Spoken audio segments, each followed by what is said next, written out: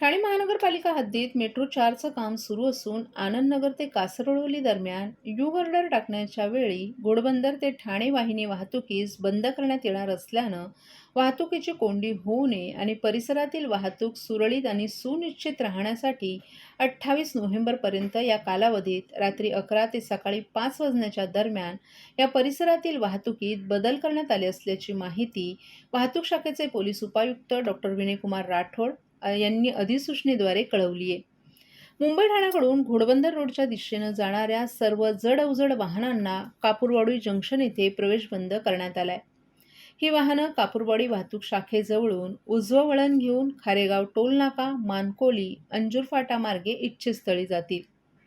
तसंच कापूरवाडी जंक्शनजवळून उजवं वळण घेऊन ही वाहनं कशेळी, अंजूर फाटा मार्गे इच्छितस्थळी जातील. तर कळवा मुंब्र्याकडून घोडबंदर रोडच्या दिशेनं जाणाऱ्या सर्व जड अवजड वाहनांना खारेगाव टोल नाका येथे प्रवेश बंद करण्यात आलाय.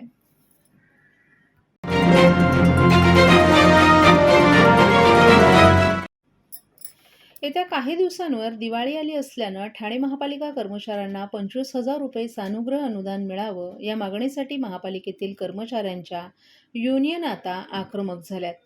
ठाणे महापालिकेची सध्याची आर्थिक परिस्थिती पाहता याचं नियोजन कसं करावं असा पेच तुर्तास महापालिकेला सतावतोय. परंतु सानुग्रह अनुदानासाठी येणारा खर्च पालिकेला पेलावा लागणार आहे. त्यातच आता सानुग्रह अनुदान किती द्यावं याबाबतचा निर्णय महापालिकेनं थेट मुख्यमंत्री एकनाथ शिंदे यांच्या कोर्टात टोलवलाय. आता कर्मचाऱ्यांच्या आश्वासक असं सानुग्रह अनुदान मंजूर करतील अशी अपेक्षा व्यक्त केली जाते. ठाणे महापालिकेची सध्या आर्थिक परिस्थिती पाहता उत्पन्न आणि खर्चाचा ताळमेळ बसवण्यात अद्यापही पालिकेला यश आलं नाही. त्यातही तिजोरीत जेमतेम रक्कम शिल्लक आहे. त्यामुळे कर्मचाऱ्यांची दिवाळी गोड करण्याची पालिकेची इच्छा असली तरी ती किती गोड करावी याचा निर्णय मुख्यमंत्री एकनाथ शिंदे यांनीच घ्यावा असं मानलं जातंय. मागील वर्षी देखील शिंदे यांनी कर्मचाऱ्यांची दिवाळी गोड केली होती. यंदा देखील आता मुख्यमंत्री एकनाथ शिंदे हे जी रक्कम निश्चित करतील ती पालिकेला अदा करावी लागणार आहे. परंतु सध्या शिंदे यांच्या व्यस्त कार्यक्रमांमुळे पालिकेला देखील त्यांच्यासोबत चर्चा करता आली नसल्याचं सांगण्यात आलंय. मात्र येत्या 2 ते 3 दिवसात चर्चा होऊन पुढील आठवड्यात पालिका कर्मचाऱ्यांची दिवाळी गोड होईल असा आशावाद पालिकेनं व्यक्त केलाय.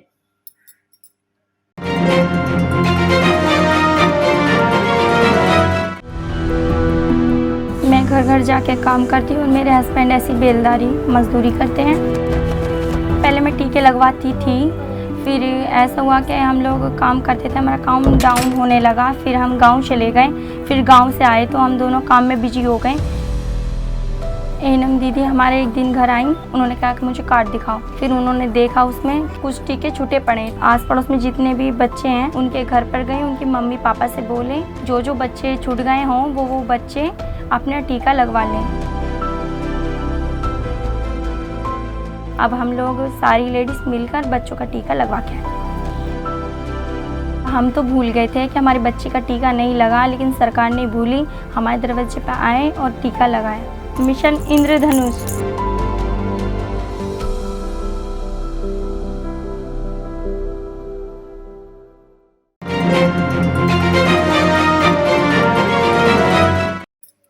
गेल्या काही दिवसांपासून मुंबईचा हवेचा स्तर खालवला असून तरी त्यालगत ठाणे शहरातील हवा मात्र मध्यम प्रदूषित असल्याची बाब सर्वेक्षणातून समोर आली आहे.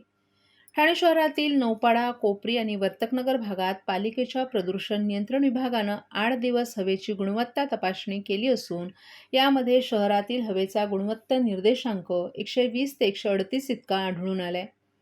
गेल्या काही दिवसांपासून मुंबईच्या हवेचा स्तर खालावलाय.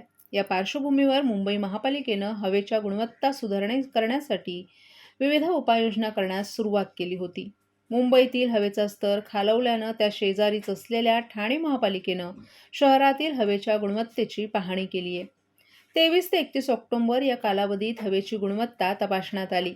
नौपाडा येथील महापालिका शाळा क्रमांक 19 आणि 20, वर्तकनगर येथील रेप्टॉक्रॉस कंपनी परिसर, कोपरी येथील ठाणे महापालिका शाळा क्रमांक 9 या ठिकाणी पालिकेच्या पथकांनी हवा मोजणी यंत्राद्वारे हवेची गुणवत्ता तपासली.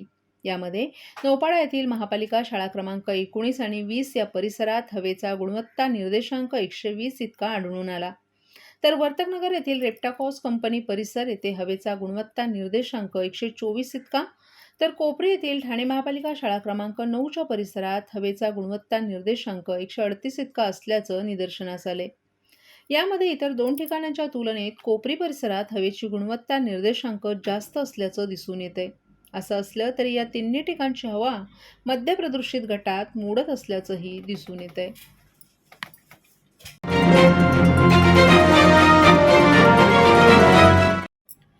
मराठा आरक्षणासाठी मनोज जरांगे पाटील यांनी गेले 8 दिवस सुरू असलेलं उपोषण मागे घेताच त्यांचे पडसाद मुख्यमंत्र्यांच्या ठाण्यात देखील पाहायला मिळाले. सकल मराठा समाजाच्या कार्यकर्त्यांनी गेल्या 5 दिवसांपासून सुरू ठेवलेलं आमरण उपोषण आज मागे घेण्यात आलं. ठाणे पोलिसांच्या वतीनं त्यांना शाल देत फेटे बांधून सरबत पाजत उपोषण सोडण्यात आलं. मराठा समाजाला आरक्षण मिळावं यासाठी गेल्या 8 दिवसात मराठा आंदोलक मनोज जरांगे पाटील हे आमरण उपोषणास बसले होते. त्यांनी पाणी देखील वर्ज्य केल्यानं त्यांची प्रकृती खालावली होती.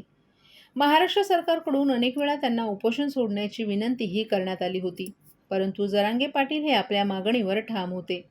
जोपर्यंत मराठा समाजाला आरक्षण मिळत नाही तोपर्यंत आपण पाण्याचा थेंब देखील घेणार नाही असं त्यांनी ठणकावून सांगितलं होतं.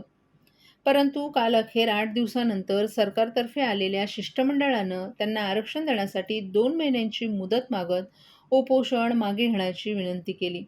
त्यांच्या शब्दाला मान देत मनोज जरांगे पाटील यांनी अखेर 8 दिवसानंतर आपलं उपोषण मागे घेतलं. मुख्यमंत्र्यांच्या ठाण्यात देखील अशाच प्रकारे सकल मराठा समाजाच्या वतीनं गेले 5 दिवस आमरण उपोषण सुरू होतं.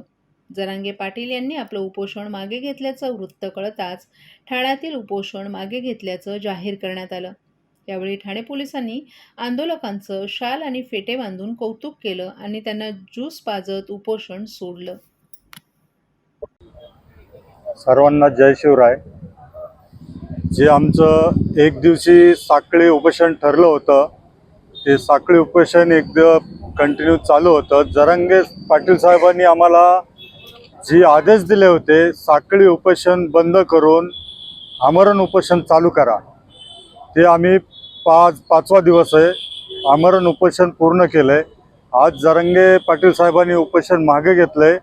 आता 2 तारखेपर्यंत सरकारने वेळ मागितलेला आहे. त्यांच्या आदेशावर आम्ही आज उपोषण सोडतो.